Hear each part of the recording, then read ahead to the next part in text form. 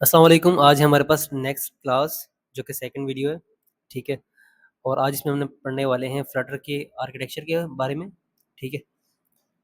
तो सबसे पहले हम बात करेंगे कि फ्लटर का आर्किटेक्चर होता क्या है, किस तरह से ये काम करता है, ठीक है? तो इसके जो फ्लटर है इसके अंदर हमारे पास 3 लेयर्स होती हैं। नंबर 1 हमारे पास जो लेयर होती है वो फ्रेमवर्क की लेयर होती है एंड देन हमारे पास जो लेयर होती है वो इंजन की लेयर है एंड देन एम्बेडर की लेयर है। अब फ्रेमवर्क जो है इसका वो लिखा गया है डार्ट लैंग्वेज के अंदर, डार्ट, ठीक है? अब इस डार्ट लैंग्वेज के अंदर जो फ्रेमवर्क के अंदर जो चीज़ें हमारे पास मौजूद होती हैं वो होता है widgets, UI components, animations, gestures वगैरह वगैरह। इस तरह की चीज़ें हमारे पास इस फ्रेमवर्क के अंदर मौजूद होंगी जिनका इस्तेमाल करते हुए हम अपनी यूआई को क्रिएट करेंगे, ठीक है? अब इंजन क्या होता है?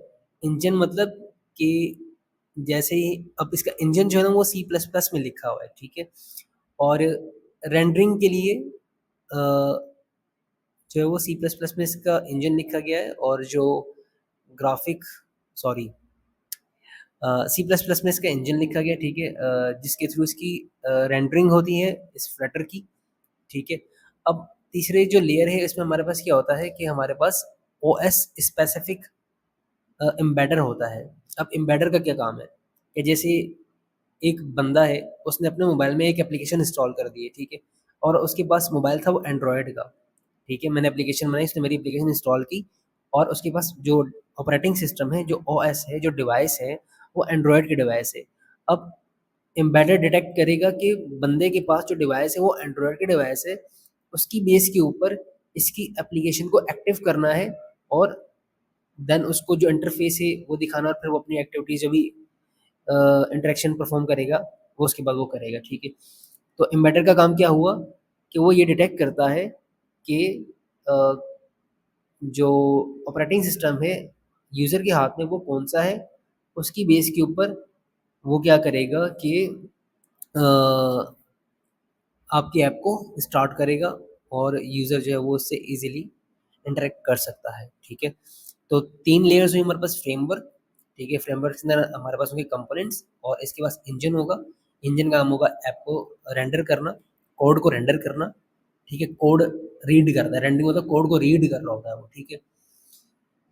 एंड देन ओएस हमारे पास एम्बेडर्स होते हैं जो कि डिटेक्ट करते हैं कि यूज़र के हाथ में कौन सी डिवाइस है और कौन सा कोड रन करके जो है वो यूज़र को ऐप शो करनी है, ठीक है? तो ये डार्ट का ये पूरा आर्किटेक्चर हो गया। अच्छा, सॉरी फ्लटर का आर्किटेक्चर हो गया। अच्छा, नेक्स्ट हमारे पास है फ्लटर में विजेट्स क्या होते हैं, फ्लटर क्या है? ठीक है, तो जितने भी हमारे पास एलिमेंट्स हैं जैसे टेक्स्ट का एलिमेंट, बटन का एलिमेंट, लेआउट का पूरा एलिमेंट होगा, इसके अंदर इमेज का जो भी एलिमेंट होगा, उन हर एक चीज़ को विजेट्स का नाम दिया गया है, ठीक है? अब इसमें भी हमारे पास 2 टाइप्स के विजेट्स होते हैं, एक होता है स्टेटलेस विजेट और एक होता है स्टेटफुल विजेट। स्टेटलेस विजेट्स यानी कि जैसे कोई स्क्रीन हम स्क्रीन्स जो होती हैं वो स्टेटलेस विजेट्स कहलाती हैं, यानी स्क्रीन का भी एक विजेट होगा इसके अंदर कि जैसे मैं पेज यूज़ करना चाह रहा हूँ, पेज स्क्रीन कह लें, ठीक है? तो वो आपका स्टेटलेस विजेट कहलाएगा, ठीक है? जो कि चेंज नहीं होता, वो एक स्क्रीन ही है जो कि आपने यूज़ करनी है, ठीक है? पूरा एक यूआई कंपोनेंट है वो। इसी तरह से आपके पास स्टेटफुल विजेट आते हैं जिसमें हमारे पास फॉर्म की फील्ड्स वगैरह हो गई, ठीक है? ठीक है? यूज़र इनपुट कर रहा है, डेटा मुझसे ले रहे हैं, ठीक है? एनिमेशंस वगैरह हो गई, ये अपडेट होती है, ठीक है? तो इस तरह के जो विजेट्स होंगे वो स्टेटफुल विजेट कहलाएँगे। बस ये कॉन्सेप्ट है, थ्योरी वाइज़ आप इसको समझ लें, इतना ज़रूरी नहीं है। ठीक है। अच्छा, इसके बाद हमारे पास होती है विजेट्स की नेस्टिंग। अगर आप कोडिंग बैकग्राउंड से आए हैं तो आपको पता होगा कि नेस्टिंग क्या होती है, तो फिर आपको समझाना इतना मुश्किल आपके लिए समझना इतना मुश्किल नहीं है। जैसे अगर आप एचटीएमएल की फॉर्म में अगर मैं बात करूँ तो अगर आपके पास एक सेक्शन है पूरा, ठीक है? नेव का सेक्शन है, नेव के सेक्शन के अंदर आपने लेफ्ट साइड पे लोगो का डिव रखी, उसके बाद आपने राइट साइड पे नेविगेशन की डिव रखी, ठीक है? तो ये नेस्टिंग कहलाती है। ठीक है। अब डार्ट में हमारे पास जो नेस्टिंग होती है ना स्टार्ट किस तरह से होती है, वो होती है माय ऐप से, ठीक है। देन फिर आती है हमारे पास मटेरियल ऐप, देन आती है फिर स्कैफोल्ड। फिर उसके अंदर हमारे पास जो कंपोनेंट्स हमने जो उसके अंदर डालने हैं वो सारे के सारे कंपोनेंट्स हम स्कैफोल्ड की स्टेज पर आके ये फिर स्कैफोल्ड का जो है विजेट उसके अंदर से हम बाकी एलिमेंट्स उठा रहे होते हैं। अच्छा, अब माय ऐप जो है ना इसका काम क्या है? इसका काम जो है मैं आपको बताता हूँ बाद में, ठीक है। एक यहाँ पे लिखा था, अच्छा वो आगे आएगा। अच्छा, अब आपने समझ लिया my app, material app. My app के अंदर जो होता है कि ऐप स्टार्ट होती है इसके अंदर, ठीक है, इस विजेट के अंदर। यानी आपने सबसे पहले जो रैपर ले लिया माय ऐप का, कि आपकी ऐप इस रैपर के अंदर आ गई, ठीक है। And then material app, material app के अंदर आपके पास आ जाएंगी स्क्रीन, आ जाएंगी डिफरेंट स्क्रीन, स्क्रीन यानी पेजेस आ गए, home, about, contact us, different different pages आपके अंदर इसके आ जाएंगे। एंड देन इसका फोल्डिंग की स्टेज पर जब आते हैं तो आपके पास यहाँ पे डिफरेंट कंपोनेंट्स होते हैं, जो कि आपने अपनी स्क्रीन के अंदर कौन कौन से कंपोनेंट्स या कौन कौन से एलिमेंट्स आपने ऐड करने, तो वो इसका फोल्डिंग या विजेट्स के अंदर से, या बकेट कह लें या बास्केट कह लें, कुछ भी कह लें, अपनी आप समझने के लिए, वो आप वहाँ से पिक करके हर स्क्रीन में ऐड करते जाएंगे और उसकी यूआई को क्रिएट करेंगे, ठीक है। अच्छा, क्या एंड्रॉयड, आईओएस, वेब, डेस्कटॉप सबकी यूआई अलग-अलग बनानी है? यानी कि क्या अगर मुझे एंड्रॉयड के लिए क्रिएट करना है, क्योंकि उसकी यूआई तो अलग है, ठीक है, आईओएस की यूआई अलग है, वेब की यूआई अलग है, डेस्कटॉप का कोई सॉफ्टवेयर क्रिएट कर रहे हैं या डेस्कटॉप एप्लीकेशन क्रिएट कर रहे हैं तो उसकी यूआई अलग है, ठीक है। तो इसमें होता क्या, दो तरीके। आप एक काम तो ये कर सकते हैं कि या तो यूनिवर्सल डिज़ाइन सेलेक्ट कर लें, जो कि हर प्लेटफॉर्म पर चलेगा, ठीक है। इसके अलावा अगर आपने कहना है कि भाई मुझे हर डिवाइस की या हर प्लेटफॉर्म की जो है वो यूआई अलग अलग क्रिएट करनी, तो वो आप लॉजिक की बेस के ऊपर आप कर सकते हैं, डिफ्रेंशिएट उसको।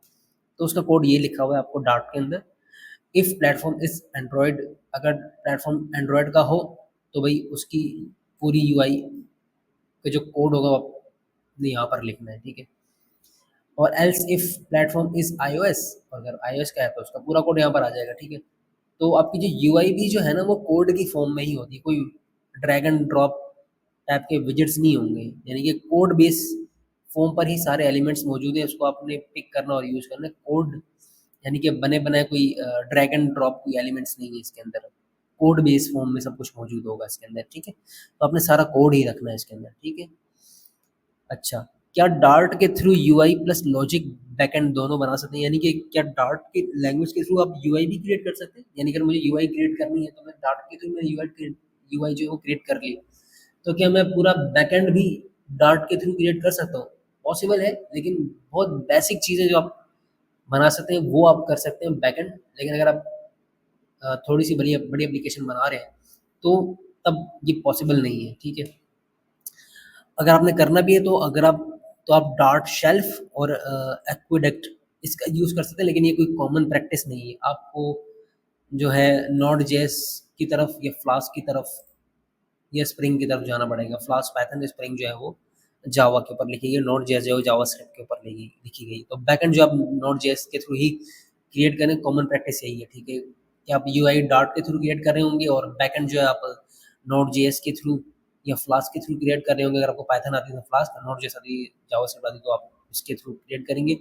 और जो है डेटाबेस आप कनेक्ट कर रहे होंगे माईएसक्यूएल, मोंगोडीबी या फिर फायरबेस का, ठीक है। या अगर आपने बना बनाया बैकएंड यूज़ करना है, ठीक है, स्मॉल आपका MVP, minimum viable product create कर रहे हैं, ठीक है, फॉर टेस्टिंग पर्पस, तो फिर आप जो है बना बनाया बैकएंड यूज़ कर सकते हैं। लेकिन अगर इसमें आप कस्टम सॉल्यूशन की तरफ जाना चाहेंगे तो फिर आपको नोड जेएस की तरफ ही जाना पड़ेगा, ठीक है। अच्छा, विजेट का फ्लो या वायरफ्रेम कैसे काम करता है, ये तो मैंने आपको बता दी कि भाई माय ऐप है, ठीक है।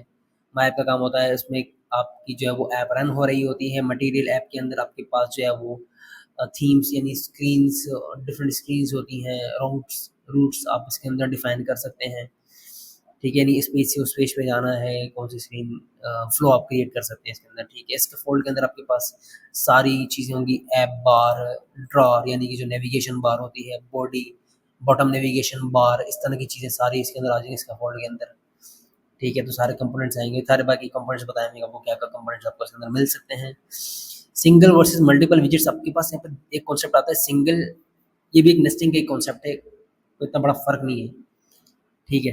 कि सिंगल विजेट क्या होता है और मल्टीपल विजेट क्या होता है, ठीक है। तो सिंगल विजेट हो जाएगा आपके पास कि आपके पास टेक्स्ट टेक्स्ट का कोई आपने कोड उठाया है, ठीक है। या फिर मैं इसको यहाँ पे वो कह दूँ कि ड्रैग एंड ड्रॉप वाला एलिमेंट आपने उठाया है, ठीक है, तो वो सिंगल विजेट कहलाएगा। अब आप ऐसा कोई विजेट उठा रहे हैं, ठीक है, जिसके अंदर दो या दो से ज़्यादा ड्रैग एंड ड्रॉप वाले एलिमेंट्स मौजूद हैं, या फिर टेक्स्ट ब्लॉक भी मौजूद है और आइकन भी मौजूद होते हैं, ठीक, तो वो मल्टीपल विजेट आ जाएगा। जिस तरह अगर आप वर्डप्रेस में या फिर वर्डप्रेस आप यूज़ कर रहे हो तो उसके अंदर आप कोई ऐसा विजेट उठाएं जिसके अंदर टेक्स्ट भी आ रहा होता है और पैराग्राफ भी आ रहा होता है और आइकन्स भी आ रहे हैं, रिव्यूज़ भी आ रहे हैं, डिफरेंट चीज़ें आ रही होती हैं। तो वो मल्टीपल विजेट की जो है वो बेस्ट एग्जांपल है यहाँ पर, ठीक है। इसके अलावा अगर आप डार्ट किस लैंग्वेज का कॉम्बिनेशन होता है, डार्ट जो है वो जावा, जावास्क्रिप्ट और सी शार्प, इन 3 लैंग्वेजेस का कॉन्सेप्ट है। तो अब समरी पढ़ लेते हैं, समरी में हमने क्या-क्या पढ़ लिया है। फ्लटर आर्किटेक्चर, ये फ्लटर का आर्किटेक्चर 3 लेयर्स की बेस पर होता है, फ्रेमवर्क, इंजन और एम्बेडर। फ्रेमवर्क जो है वो आपका डार्ट पर होता है, इंजन आपका सी प्लस प्लस पर है और एम्बेडर के अंदर जो है वो आपके पास डिफरेंट एम्बेडर्स होते हैं, ओएस स्पेसिफिक एम्बेडर्स होते हैं जो कि डिसाइड करते हैं कि एप्लीकेशन किस डिवाइस पर रन हो रही है और कौन सा एम्बेडर को एक्टिव करना है, ठीक है। विजेट्स के अंदर आपके पास डिफरेंट यूआई, स्टेटलेस और स्टेटफुल की बात कर ली, ठीक है। विजेट ट्री के अंदर हमने इंस्टिंग की बात कर ली, ठीक है। बाकी यूनिवर्सल यूआई पॉसिबल है, ठीक है, बट कस्टमाइजेशन भी पॉसिबल है पर प्लेटफॉर्म, ठीक है। वो लॉजिक की बेस पे हम डिफाइन कर सकते हैं। Dart UI plus basic logic handling करता है। बेसिक लॉजिक हैंडलिंग की बात आ जाए तो समझिए बैकएंड की मैं बात कर रहा हूँ, ठीक है। बैकएंड बट ज़रूरी है कि आप नोड जेएस की तरफ ही जाएं अगर आपने बैकएंड प्रॉपर तरीके से क्रिएट कर रहे हैं, ठीक है। विजेट फ्लो की भी बात हमने कर ली, ठीक है। अच्छा, इसके बाद आपके पास डार्क का जो कॉम्बो है वो जावा, सी शार्प और जेएस की बेस पर है, ठीक है। तो आज के लिए इतना ही, मिलते हैं आपसे नेक्स्ट क्लास में, तब तक के लिए अपना ख्याल रखिएगा। अल्लाह हाफिज़।